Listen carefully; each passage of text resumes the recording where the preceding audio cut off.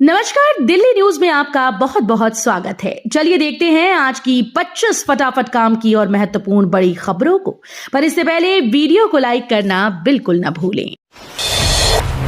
दिल्ली वालों को good news, MCD में बकाया प्रॉपर्टी टैक्स और फाइन माफ करने का प्रस्ताव पास। दिल्ली में एमसीडी के तहत आने वाले क्षेत्रों में 5 साल का संपत्ति कर जमा करने पर पिछला बकाया संपत्ति कर और जुर्माना माफ हो जाएगा। दिल्ली नगर निगम के सदन की बैठक में बुधवार को इस संबंध में प्रस्ताव लाया गया, जिसे पास कर दिया गया। एमसीडी की ओर से संपत्ति कर जमा करने पर बकाया और जुर्माना माफ करने की योजना लाई गई है। 8वां वेतन आयोग 1 जनवरी से लागू होगा। बेसिक सैलरी करीब 3 गुना बढ़ाए जाने की उम्मीद। सरकार 8वें वेतन आयोग को 1 जनवरी 2026 से लागू करेगी। वेतन आयोग को 16 जनवरी 2025 को मंजूरी दी गई थी। इस बीच सरकार को सुझाव दिया गया है कि कर्मचारियों के लेवल को मर्ज किया जाए। साथ ही उम्मीद की जा रही है कि वेतन आयोग 2.86 तक का फिटमेंट फैक्टर लागू कर सकता है। इससे केंद्रीय कर्मचारियों की सैलरी 40,000 रुपए से बढ़कर 1 लाख रुपए तक हो सकती है। सत्येंद्र जैन की मानहानि याचिका पर कोर्ट ने फैसला रखा सुरक्षित। 2 जून को सुनाया जाएगा निर्णय। दिल्ली की एक अदालत ने आप नेता सत्येंद्र जैन की ओर से बीजेपी विधायक करनैल सिंह के खिलाफ दायर की गई आपराधिक मानहानि की शिकायत पर संज्ञान लेने के बारे में निर्णय लेने के लिए 2 जून की तारीख तय की है। अतिरिक्त मुख्य न्यायिक मजिस्ट्रेट पारस दलाल ने संज्ञान के बिंदु पर जैन और सिंह के वकील की दलीलें सुनने के बाद आदेश सुरक्षित रख लिया। नक्सलियों का शीर्ष नेता बसवा राजू ढेर, पीएम मोदी व गृह मंत्री शाह ने जवानों को सराहा। छत्तीसगढ़ में नक्सलियों के खिलाफ लगातार सुरक्षा बलों की तरफ से ऑपरेशन चलाए जा रहे हैं। इस कड़ी में नारायणपुर, बीजापुर, दंतेवाड़ा के सीमावर्ती क्षेत्रों में हुई मुठभेड़ में सुरक्षा बलों ने एक ऐतिहासिक उपलब्धि हासिल की। अब तक इस अभियान के दौरान नक्सलियों के शीर्ष नेता बसवा राजू समेत कुल 27 नक्सलियों के शव और भारी मात्रा में हथियार बरामद कर लिए गए हैं। महमूदाबाद की जमानत पर आप सांसद का तंज, बोले ये बीजेपी के मुंह पर जोरदार तमाचा। सुप्रीम कोर्ट ने अशोका यूनिवर्सिटी के प्रोफेसर अली खान महमूदाबाद को अंतरिम जमानत दे दी है। महमूदाबाद को रविवार को हरियाणा पुलिस ने ऑपरेशन सिंदूर से संबंधित सोशल मीडिया पोस्ट के लिए गिरफ्तार किया था। महमूदाबाद की जमानत पर आम आदमी पार्टी के नेता और राज्यसभा सांसद का रिएक्शन सामने आया। सांसद ने इस जमानत को मोदी सरकार और बीजेपी के मुंह पर जोरदार तमाचा बताया है। दिल्ली की गर्मी से लड़ने उतरे जलदूत, दिल्ली वालों की प्यास बुझाएंगे वाटर डिस्पेंसर। दिल्ली की झुलसाने वाली गर्मी से बस स्टॉप पर खड़े यात्रियों को राहत देने के लिए सरकार ने दिल्ली हीट एक्शन प्लान 2025 के तहत एक नई मानवीय पहल की शुरुआत की। अब राजधानी के प्रमुख बस टर्मिनल्स और डिपो पर smart cold RO water dispenser लगाए जा रहे हैं, जबकि बस स्टॉप्स पर जलदूत नाम के वॉलंटियर्स यात्रियों को ठंडा और साफ पानी मुहैया कराएंगे। दिल्ली सरकार के अस्पतालों की जांच शुरू, सुविधाओं की होगी पड़ताल। दिल्ली सरकार के अस्पतालों में सुविधाओं की जांच करने के लिए महाअभियान शुरू हो गया है। सचिव स्तर के अधिकारी अस्पतालों का दौरा करेंगे। साथ ही अस्पतालों के चिकित्सा अधीक्षक व चिकित्सा निदेशक के साथ चर्चा कर रिपोर्ट तैयार करेंगे। 31 मई तक चलने वाले इस अभियान के दौरान आने वाली रिपोर्ट के आधार पर अस्पताल के विकास के लिए नीति तैयार होगी। दिल्ली के लोगों को बड़ी राहत, एमसीडी में लगने वाले कचरा शुल्क को वापस लेगी बीजेपी। दिल्ली नगर निगम में सत्तारूढ़ भारतीय जनता पार्टी ने कचरा उठाने पर शुल्क वसूलने के निर्णय को वापस लेने और गृहकर के पुराने बकाये के निपटान के लिए माफी योजना लाने की घोषणा की है। भाजपा की दिल्ली इकाई के अध्यक्ष वीरेंद्र सचदेवा और दिल्ली के महापौर राजा इकबाल सिंह ने इन निर्णयों की घोषणा की। इकबाल सिंह ने कहा कि एमसीडी में पहले सत्तारूढ़ रही आम आदमी पार्टी ने बिना किसी चर्चा के उपयोगकर्ता शुल्क लगा दिया था। फरीदाबाद में निकला कोरोना का मरीज, वेरिएंट की जांच में जुटी मेडिकल टीम। फरीदाबाद में करीब 2.5 साल बाद कोरोना का एक नया मामला सामने आया। 28 साल का एक युवक वायरल बुखार, सर्दी, खांसी, जुकाम जैसे लक्षणों से परेशान था। उसने दिल्ली के सफदरजंग अस्पताल में कोरोना की जांच कराई। अब उसकी रिपोर्ट कोरोना के सरकारी पोर्टल पर अपलोड की गई। कोरोना का मामला सामने आने के बाद स्वास्थ्य विभाग सतर्क हो गया।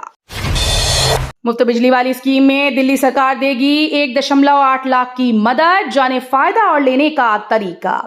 दिल्ली की मुख्यमंत्री रेखा गुप्ता की अध्यक्षता में मंगलवार को कैबिनेट बैठक आयोजित की गई। इसमें निर्णय लिया गया कि पीएम सूर्य घर योजना के तहत मिलने वाली सब्सिडी को 30,000 रुपए से बढ़ाकर 1.08 लाख रुपए किया जाएगा। दिल्ली में लोग घर की छत पर सोलर पैनल लगाकर प्रत्येक माह 4,200 रुपए की बचत कर पाएंगे। दिल्ली में कर्मचारियों को बड़ी राहत, रेखा गुप्ता सरकार ने वापस लिया परेशान करने वाला एक आदेश। दिल्ली की रेखा गुप्ता सरकार ने अपने कर्मचारियों को बड़ी राहत देते हुए अपना वो आदेश वापस ले लिया जिसमें उसने अगले आदेश तक प्रदेश सरकार के सभी कर्मचारियों की छुट्टियां रद्द कर दी थी। दरअसल पहलगाम में हुए आतंकी हमले के बाद भारतीय सेना ने ऑपरेशन सिंदूर चलाते हुए पीओके व पाकिस्तान में स्थित आतंकी कैंप पर हमला करते हुए आतंकवादियों को मार गिराया था। बीएसएफ के रिटायर्ड इंस्पेक्टर से 24 लाख की धोखाधड़ी में 2 ठग गिरफ्तार। दक्षिण जिले के साइबर थाना पुलिस ने शेयर बाजार में निवेश पर अच्छा मुनाफा दिलवाने का झांसा दे बीएसएफ के सेवानिवृत्त इंस्पेक्टर से 24.54 लाख रुपए की ठगी करने के 2 आरोपितों को फरीदाबाद से गिरफ्तार किया है। गिरफ्तार आरोपितों की पहचान रवि वर्मा और नीरज वर्मा के रूप में हुई। आरोपी ठगी की रकम ट्रांसफर करवाने के लिए कमीशन पर अपना बैंक खाता उपलब्ध करवाते थे। दिल्ली में धड़ाधड़ बन रहे आयुष्मान कार्ड, जानिए कौन है पात्र, कितने लाख का इलाज होगा मुफ्त। सेंट्रल दिल्ली जिले में अब तक 6,500 बुजुर्गों के आयुष्मान भारत कार्ड बनाए जा चुके हैं। इनमें पुरुषों और महिलाओं दोनों को शामिल किया गया। जिला प्रशासन द्वारा इन कार्डों को लाभार्थियों के घर घर जाकर वितरित किया जा रहा है जिससे वरिष्ठ नागरिकों को स्वास्थ्य सेवाओं का लाभ लेने में किसी प्रकार की असुविधा ना हो। जिले में कुल 19,472 लोगों ने आयुष्मान भारत योजना के तहत पंजीकरण कराया था। का पाकिस्तान पर फिर सख्त एक्शन, 24 घंटे में हाई कमीशन के एक और अधिकारी को देश छोड़ने का आदेश। पाकिस्तान हाई कमीशन के एक अधिकारी को भारत सरकार ने 24 घंटे के अंदर देश छोड़ने का आदेश दिया। भारत ने पाकिस्तान हाई कमीशन के एक अधिकारी को पर्सोना नॉन ग्राटा घोषित किया। इसका मतलब होता है कि भारत सरकार उन्हें स्वीकार नहीं करती। उन पर आरोप है कि उन्होंने ऐसे काम किए जो उनके पद के नियमों के खिलाफ थे, इसलिए उन्हें भारत छोड़ने के लिए कहा गया है। ऑपरेशन सिंदूर से घबराए शहबाज, भारत से वार्ता के लिए पाक तीसरे पक्ष की मध्यस्थता की लगा रहा गुहार। पहलगाम आतंकी हमले के जवाब में भारत के ऑपरेशन सिंदूर से पाकिस्तान के प्रधानमंत्री शहबाज शरीफ घबरा गए हैं। अब वो भारत से वार्ता के लिए तीसरे पक्ष की मध्यस्थता की गुहार लगा रहे हैं।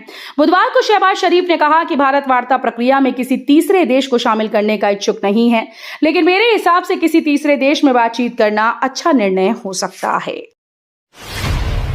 राजधानी में नया गैंग एक्टिव जो बच्चों को नशे की लत लगाकर अपने ही घरों में करवाता है चोरी।